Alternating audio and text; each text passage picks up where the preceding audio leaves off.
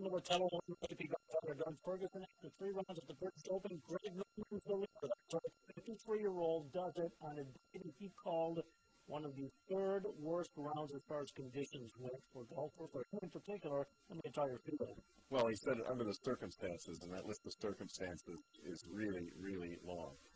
For him, it was the fact that it's Royal Birkdale, which is a course that requires, your utmost attention, and it was wind gusts that approached 50 miles an hour for a 53-year-old man who's basically trying to manufacture shots based on his memory. He's not tested. I mean, this guy's only played 6 real tournaments this year, and frankly, I'm not sure how real they were.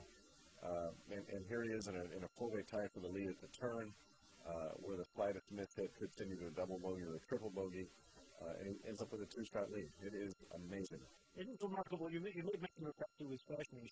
He mentioned that afterwards, from memory, using clubs you wouldn't ordinarily use for distances that they weren't meant for, and yet he was able to do it. Yeah, we saw that a lot today. And you have to, not only on a links course, but in wind that, it's steadily 40 miles an hour throughout the day. And I think Greg's recollection of that came from something Nicholas said, that when you haven't played a lot of tournaments, when you're not playing 15 and 18 a year like the other boys are doing, you remember a way when you get there. You remember how to play. Easy enough to do at a regular tournament, but again, to hit, as he did on number 5, to hit kind of a firm wrist, loose arms, 5-iron from 120, and just kind of bounce it in there, because that's the way the shot's supposed to be and supposed to look. It was truly a terrific round of 72. I mean, it should be noted, 72 doesn't sound like much when it's 2 over par.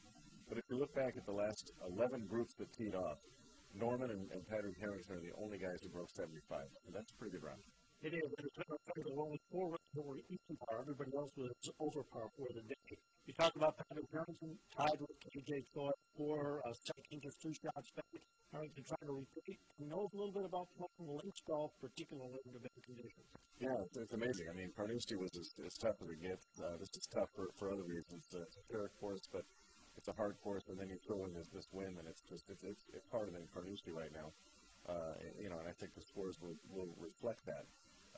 Harrington now comes to the forefront. He's been under the radar a little bit all week because of the risk. I mean, not a lot of people thought he would do much. Harrington even said it was 50-50 he would finish that first day. But now here he is. He's trying to become, by the way, the first European to win back-to-back of the British since James Braid more than 100 years ago. He's got all that pressure starting to bear on.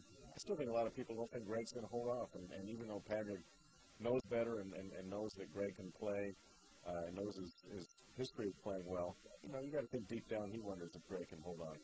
KJ doesn't take it all. He just plays, and I think he's going to be a strong factor. And you cannot look past the guys. I think even 8 and 9 over par. Just like anyone else, sometimes when a guy's got a lead, you look at what second place is and see how far, measure yourself from how far you are from there. Those guys are 5 off the lead.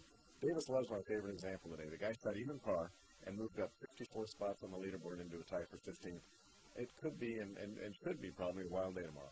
Should be. We're looking forward to it. 1 round to go at the British Open for AP Golf Club Extraordinary Doug Ferguson. I'm Militello, the Associated Press in Southport, England.